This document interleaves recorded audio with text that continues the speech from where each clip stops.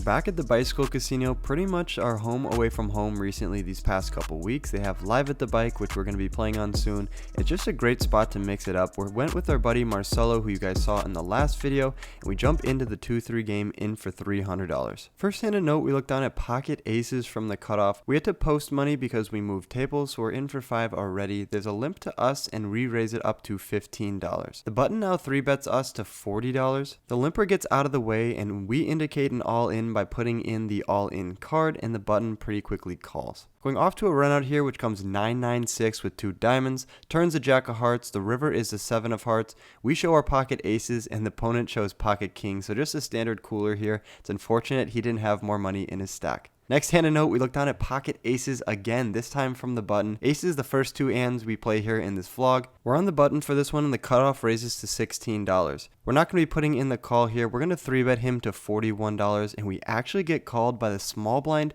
the big blind, the under the gun, and the cutoff all put in the call here. So we're going 5 ways to the flop with pocket aces at the bike. 205 in the pot, the flop comes ace, 3-3, bang! We flop a boat. Everyone checks to me here, and I think we have an interesting decision between either betting small here or checking behind and letting the other players catch up. I decide to bet small here, looking to induce a raise from a heart draw or maybe an ace, the only one left in the deck. Our small $25 bet here on the button induces a call from the small blind, who puts in the 25 as well. And now, just what we were hoping to happen, the under the gun decides this is a great time to raise it up to $70.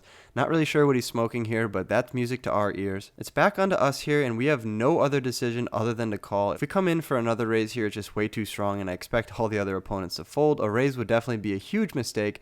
Therefore, I put in the additional $45, and the small blind goes all in for $56 total. We're off to a turn, which comes the 9 of hearts. Absolute gin card here because the heart draw comes in. With us having pocket aces in our hand, there's only one other ace left in the deck. Therefore, the hands that we were expecting us to raise and call with here were heart draws. We're not scared of them. We have a boat here. But the under the gun doesn't oblige, and he checks here, which is strange. With $400 in the pot here, I think we want to be trying to get the rest of his stack in. He has around $250, it appears, so I go for a $100 bet here, just looking to get all the money in by the river. The opponent unfortunately folds, so he didn't have the heart draw. We show our pocket aces to the table, and we're going to take down this pot here when the river comes the queen of clubs. Small blind just mucks his cards, so we didn't end up getting to see what he has, but back-to-back pocket aces, back-to-back W's. Next hand, we look down at 10-9 of diamonds from the cutoff. Action folds to me here, and I raise it up to $15. The button and the middle position limper put in the call, so we're going 3 ways to the flop. $50 in the pot, the flop comes 6, 7, 4 with 2 spades. We have a gutter to the 10 high straight here, but there is a spade flush draw on board, so we do have to proceed with some caution here. The middle position player checks to me, and out of position here to the button, I decide to check and see what he does. He checks behind, so we're going to see a free card on the turn. Turn gives us top pair here, but it does bring in some straight and flush draws. Comes the 10 of spades. The middle position player checks to us again for a second time, and I decide to bet my top pair here for $13. The button gets out of the way, and the middle position player folds as well, so we're going to scoop down this pot here on a pretty draw heavy and wet board.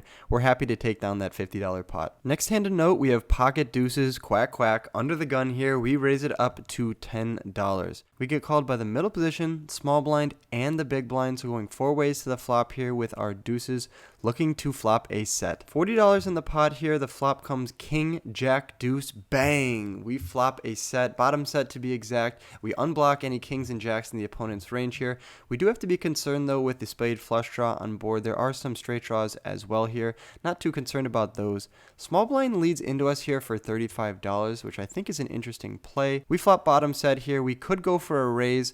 We could also just go for a flat call and see some turns, so that's what I decided to do. I put in the $35, and with 110 in the pot, the turn comes the 10 of hearts. 10 of hearts completes some straight draws here. It brings in queen 9 and ace queen for Broadway. It doesn't bring in the spade flush draw though, which is good news for us. The opponent doesn't slow down, however, and he bets $100 into 110. I think if he had like an ace high flush draw, he probably would check or bet smaller. Additionally, if he had a spade flush already, I think that he would bet large here, so this is a concerning bet in that regard. However, we do have some boat outs. We also have the remaining 2 in the deck that would give us quads here. We didn't come to the bike to be a nit and fold our set of deuces here on this exact board, so we put in the $100 and we're off to a river. The river comes the king of diamonds, so now we fill up. That's one of those great cards that we were hoping to see. Additionally, if someone had a top pair type of hand, they probably think that they're good here. Small blind puts in the remaining chips from his stack, $90 to be exact, and we're going to snap call here with one chip. Full house definitely is going to take this one down here when he shows king 6. So an interesting way that he played that. I guess his bet on the turn there was looking to discourage someone from calling with a high spade in their hand. Either way though, we're going to take down this $480 pot. We're running hot at the bike. No complaints from me.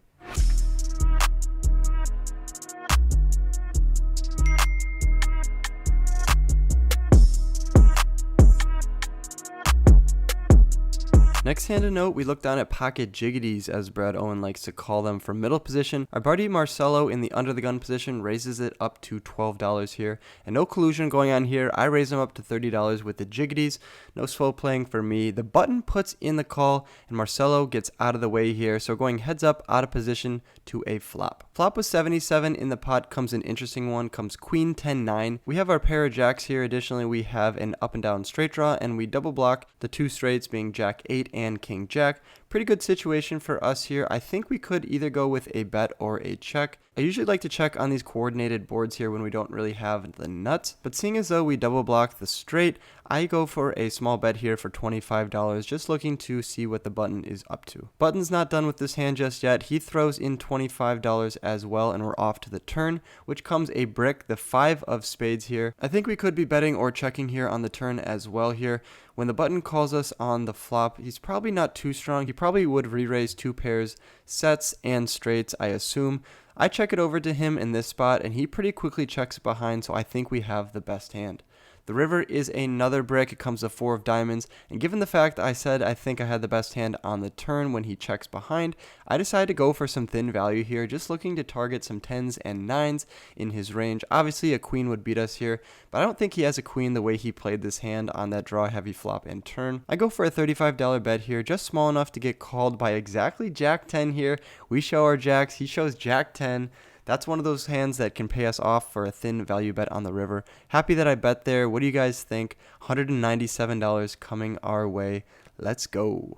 Our buddy Marcelo finally wins a large pot here, and all in when he has queen jack of hearts. The flop was 2 hearts with a jack, so we had top pair and a flush draw. The turn was the 4 of diamonds. The river was the queen of diamonds, so we ended up rivering 2 pair. The other opponent disgustingly turns over pocket kings, so we needed to hit that queen on the river there. We actually discussed his hand later after we finished the session, and he thought that he flopped a flush. He thought the jack was the jack of hearts, even though he had it in his own hand. What a dingus, but it looks like he got bailed out on the river. Love you, Marcelo. Nice hand. Better boy Marcelo, give me some nucks. That's how we do it in the poker vlog, boys and girls. Our table ended up breaking. We get moved to a new table. We have 980 in our stack. We're in the small blind. Look down at queen 10 offsuit. The hijack raises to $10. The cutoff and the button put in the call for $10. I think a call, a raise, or a fold are all fine here depending on how you want to play it. In this instant, I decide to go for some of the dead money and I raise it up to $52. The hijack and the button put in the call, so going 3 ways out of position here in a bloated pot with $170 in the pot. Flop comes 7-5 deuce. All diamonds. We do have the queen of diamonds in our hand here. For that reason, I elect to go for the c-bet here for $48, representing all the overpairs in my range, as well as all the high diamonds in my range as well. The hijack gets out of the way, but the button puts in the call, so going heads up to the turn. Turn comes the ace of spades, which is actually a good card for our range here. We should have a lot more nutted aces in our range here. And additionally, we could have picked up a top pair with a diamond draw very easily in this situation. I think in the moment I make a pretty large mistake here and I check. Looking at this hand now in hindsight, I think I like a bet here given the fact that the ace is going to smash our range a lot harder than it will the button's range. Additionally, this check here opens up the button to take a stab, and that's exactly what he does. He does for $60. It puts me in a weird spot here because I'm not really too sure what he has. I think the flop connects a lot more heavily with his limp calling range, and for that reason, I don't really want to be going to a river here in a bloated pot with just queen high. So I throw my cards into the muck. I think I pretty much butchered this hand as bad as you could. Let's just quickly get on to the next hand. Alright, you guys made it to the last hand. Drop a comment to let me know who you are so I can show you some love down in the comments. I really appreciate it. We look down at Jack 10 of hearts here from the cutoff. We have 980 in our stack, and the under the gun raises it to $15. I've been working on 3-betting opponents instead of just flat calling them. I think it puts a lot more pressure on them, and that's what we want to do. I 3-bet here to $45. It folds back around to the under the gun position player, and we're going to take down the dead money with our 3-bet there and rack up our chips and head to the cage.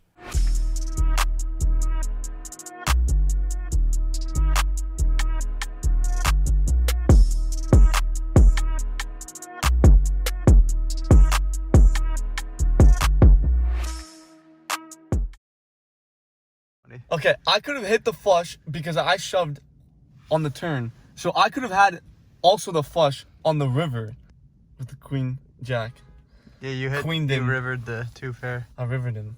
All right, you guys, we're back in the car with Marcelo here. We were just discussing that last hand, and Marcelo thought he had him the entire way with the flop flush, but we went to the trusty second phone. That's why you bring your second phone on the table, and it shows that it's a jack of diamonds on the flop, which can't be a heart.